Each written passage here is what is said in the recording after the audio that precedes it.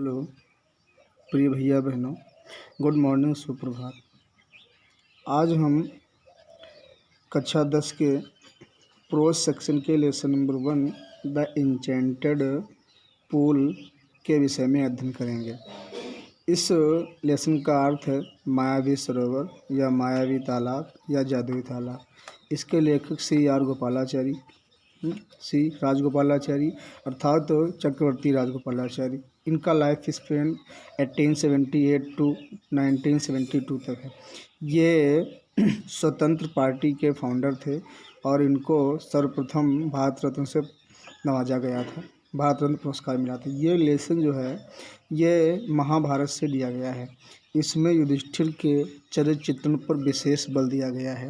युधिष्ठिर पांडवों में सबसे बड़े थे और वो धैर्यवान थे, दयालु थे, अपने भाइयों से अत्यधिक प्रेम करते थे, साथ ही साथ बहुत बुद्धिमान थे।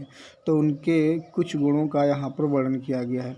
इस लेसन में महाभारत की उस घटना का वर्णन किया गया है जब ये पांचों भाई अज्ञातवास में थे और अचानक इनको प्यास लगती है, तो ये सभी भाई एक एक करके पानी की तलाश में जाते हैं, लेकिन कोई भी वापस नहीं आता है। तो इस बात से लेकर युधिष्ठिर बहुत दुखी होते हैं और वह भी उनकी तलाश में निकल पड़ते हैं।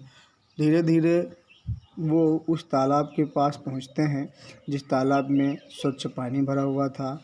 उसके चारों तरफ हरा भरा चरागाह था।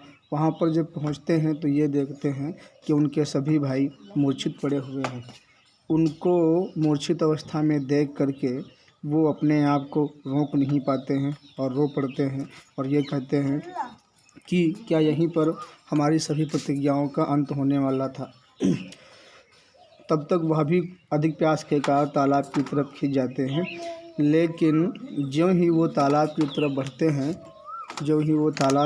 बढ़ते हैं तो उस अदेह आवाज़ जो दिखाई नहीं पड़ती थी, केवल सुनाई पड़ती थी, उसने युधिष्ठिर को वार्न किया, चेतावनी दी कि तुम्हारे भाइयों के साथ क्या हुआ है, ये क्यों ऐसे हैं, ये सब मेरी वजह से है, क्योंकि उन्होंने मेरे शब्दों की तरफ ध्यान नहीं दिया और यह तालाब मुझसे संबंधित है।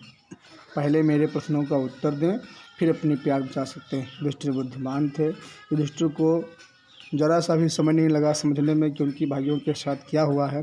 उन्होंने शीघ्र ही उस अदेह आवाज़ से कहा कि कृपया अपने प्रश्न पूछें। उस अदेह आवाज़ ने युधिष्ठिर से एक एक करके प्रश्न पूछे। युधिष्ठिर ने सारे प्रश्नों के उत्तर दिए। उस अदेह आवाज़ ने युधिष्ठिर को आशीर्वाद दिया कि तुम्हारे सभी भाई जीवित हो जाएंगे। वास्तव में वो अदेह आवाज़ जो थी, जो दिखाई नहीं पड़ती थी, वो यक्ष की थी। यक्ष जो यमराज के देवता कहे जाते हैं, जिन्होंने यक्ष का रूप धारण किया था युधिष्ठिर को देखने और उनके ज्ञान की परीक्षा लेने के लिए। तो आइए अब इस लेसन के टेक्स्ट का अध्ययन करते हैं। यहाँ से टेक्स्ट की शुरुआत होती है। Yudhishthir waited for his brothers in anxiety and thirst. Yudhishthir waited प्रतीक्षा कर रहे थे, फॉर हिज ब्रदर्स अपने भाइयों की, इन एंसिटी चिंता और प्यास में। उनके मन में तरह तरह के विचार आ रहे थे। उन विचारों में से कुछ विचारों को यहाँ बताया गया है, जैसे can they have been subjected, SUBJECTED, subjected to a curse. क्या वे वश में हो सकते हैं? सब्जेक्ट मीन्स वश में होना, अधीन होना। टू कर्ज श्राप के, क्या वे एक श्राप के वश में हो सकते हैं? आर अथवा are they still wandering about in the forest, क्या वे अब भी वंडरिंग भटक रहे हैं अबाउट इन द फॉरेस्ट, जंगल में, इन सर्च ऑफ वाटर, पानी की तलाश में। Can they have fainted or died, क्या वे मूर्छित हो सकते हैं, आर डाइड अथवा मर सकते हैं, ऑफ थ्रस्ट प्यास के कारण। Unable to bear these thoughts, unable असहनीय थे, असमर्थ थे, टू बियर मीन्स सहन करने के, दीज थाट्स ये विचार, एंड ड्राइवन और खुद खिंच गए by an overpowering thirst, तीव्र प्यास के कारण। ही गेव अप वेटिंग, उन्होंने वेटिंग मीन्स इंतज़ार करना, गेव अप मीन्स छोड़ दिया, ये एक फ्रेजल वर्ब है। एंड स्टार्टेड और शुरू कर दिया, आउट टू लुक तलाश, फॉर हिज ब्रदर्स अपने भाइयों की, एंड द पूल और उस तालाब की तरफ, होपिंग उम्मीद करते हुए, आशा करते हुए, that he might find them कि वह उनकी तलाश कर लेंगे या वह उनको ढूंढ लेंगे।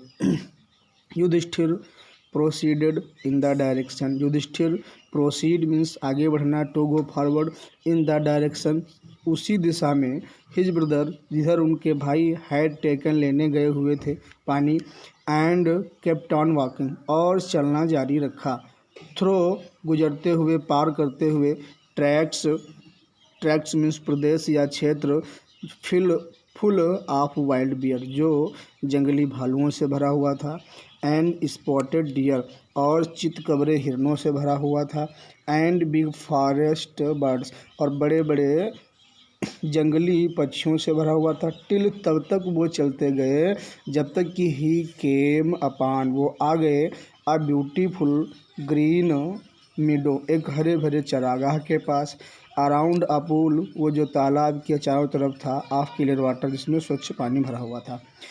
बट व्हेन ही सा लेकिन जब ही सा उन्होंने देखा, हिज ब्रदर्स अपने भाइयों को, लाइंग पड़े हुए, देर वहाँ, लाइक फ्लैग पोल्स झंडे की तरह या गिरे हुए झंडे के जो पोल होता है जिस पर वो खंभा लगता है, उस झंडे के पोल के समान गिरा हुआ देखा।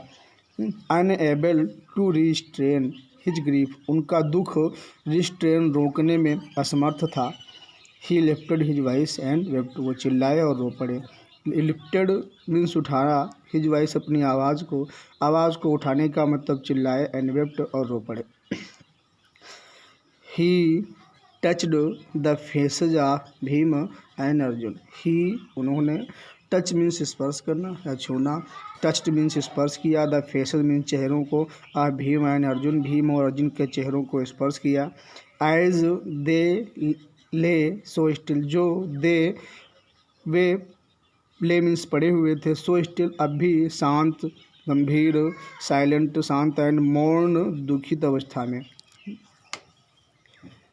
फिर उनके मन में विचार आने लगे, तो ये विचार आया कि वाज WAS अच्छी प्रकार से दिख नहीं रहा है, वर्ड बोल रहा हूँ समझ जाइएगा, WAS was to be the end समाप्त होने वाला था, ऑफ ऑल आवर वोज क्या यहीं पर हमारी सभी प्रतिज्ञाओं का अंत होने वाला था। जस्ट व्हेन जबकि आवर एग्जाइल हमारा वनवास, इज अबाउट टू एंड समाप्त होने वाला है। You have been taken away तुमने भी साथ छोड़ दिया। इवन यहाँ पर दिख नहीं रहा है, हम आपको बताए दे रहे हैं। Even EVEN even the gods यहाँ तक कि ईश्वर ने भी, हैव फॉर सेकेंड मी मुझे मेरे भाग्य के सहारे छोड़ दिया, इन माई मिस फॉर्च्यून दुर्भाग्य में। इस वीडियो में इतना ही पढ़ेंगे और कुछ क्वेश्चन इससे दिए जाएंगे वो लिखेंगे। धन्यवाद।